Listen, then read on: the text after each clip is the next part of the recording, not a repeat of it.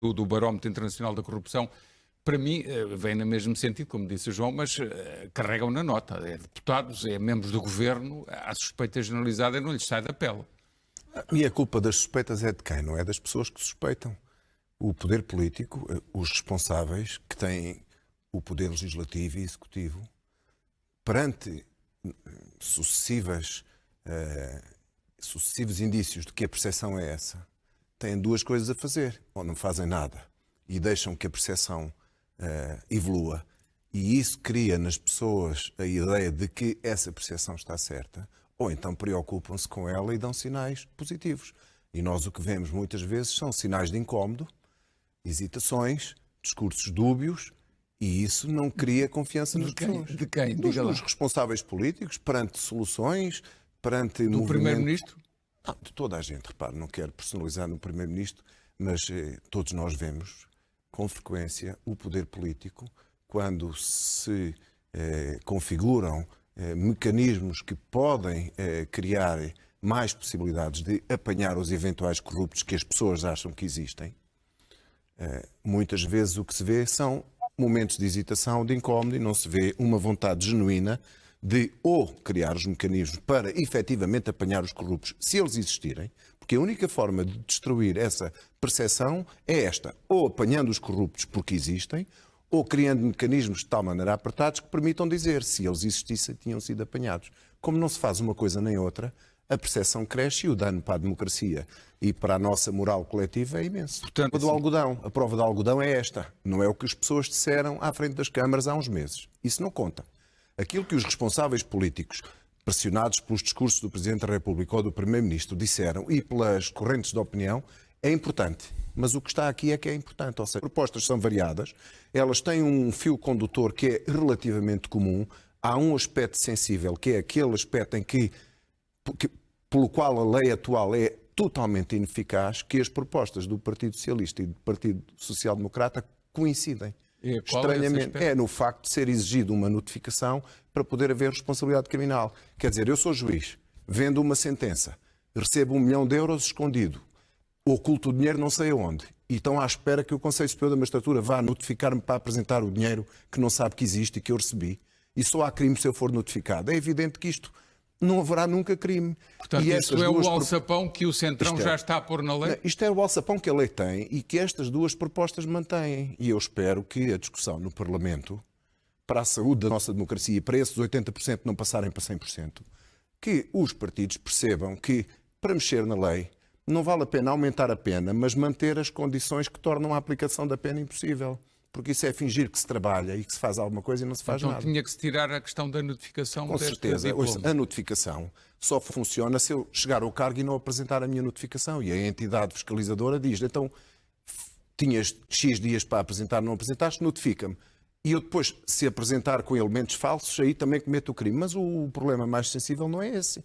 O problema mais sensível, o comportamento mais problemático que era preciso incluir na lei, é a situação dos autarcas, dos juízes, dos procuradores, dos políticos, seja quem for, que possam, no exercício do cargo, receber dinheiro escondido, guardá-lo bem guardadinho e uns anos depois esse dinheiro ser apanhado. E isso não é o corrupçãozinha, como disse um líder partidário há tempos. Isso não é nada corrupçãozinha. Se um autarca, um juiz, um ministro receber 2 ou 3 milhões de dinheiro e esconder o dinheiro e recebeu esse dinheiro durante o exercício do cargo e não o declarou, e se for apanhado e condenado a uma pena até 5 anos de prisão, ou até 8, como outros partidos propõem, isso é corrupçãozinha. Não, corrupçãozinha é nós fingirmos que queremos fazer as coisas e deixarmos o sistema evoluir. Quer dizer, nós temos hoje um sistema que o alçapão já está identificado, acho eu, e com a lei que temos, com a Lei 52 de 2019, se quiser vir aqui todas as semanas durante os próximos 20 anos, não vai ninguém ser condenado pelo crime que já está na lei. E se a lei... Para os espectadores perceberem, pode voltar a especificar qual é o ponto que permite esse alçapão? É o facto de ser necessário uma notificação da entidade fiscalizadora e só na sequência dessa notificação para o titular do cargo apresentar a riqueza que ocultou é que há crime. Mas, por definição, a riqueza que está oculta nunca chegará ao conhecimento da entidade fiscalizadora. As situações mais problemáticas são de pessoas que, no exercício do cargo, de alguma maneira receberam dinheiro, não sabemos se lícito ou ilícito, para este efeito é indiferente, e que se vem a detectar uns anos mais tarde que tinham dinheiro, património, iates, carros, o que seja, que não é compatível com os rendimentos conhecidos que tinham e que apareceu na altura do exercício do cargo e que foi escondido. E aí nunca haverá notificação de coisa nenhuma. Portanto, estas propostas, que eu penso que não serão aprovadas na próxima sessão, penso que irão baixar à especialidade, e é importante que não apenas que os partidos depois se ponham de acordo, mas quer dizer, se for de acordo para aprovar isto, então mais valia não termos andado aqui a falar nisto. Porque esta catadupa de nomeações e de controle de quem deveria fiscalizar. Não, pelo fiscalizado. Porque é que as pessoas que podem fazer nomeações optam por fazer nomeações polémicas? Por duas razões. Primeiro, porque a lei permite. Porque não há normas suficientemente robustas que impeçam que nomeações para órgãos que devem ter à sua frente pessoas independentes, as normas não são suficientemente robustas para quem tiver essa tentação simplesmente não poder fazê-lo. Mas a outra razão é porque isso não é punido. No sentido de que o cidadão não se preocupa com isso, porque quando for votar, vota mesmo nos partidos que fazem isso. E isso é corrosivo para a democracia, porque isso, como é evidente, abre espaço para outro tipo de argumentação e outro tipo de partidos. Quer dizer, quando nós vemos a população revolta-se com a nomeação da pessoa A ou B. Hoje, amanhã acontece a mesma coisa, depois da manhã a mesma coisa. Os partidos vão fazendo isso. Hoje é o PS, amanhã é o PSD e o CDS. Ninguém é inocente nisto. Depois chegam às eleições. Isso não tem nenhuma consequência. A única forma dos partidos não fazerem nomeações polémicas era perceber que podiam votos. Mas como isso não acontece? Isso parece que não tem importância nenhuma, tirando para nós que estamos aqui a falar. Quando chegar a eleição, ninguém se vai lembrar dessas nomeações todas que estamos a falar. Portanto, também há aqui um problema de exigência pública, de pouca percepção. Aqui não é...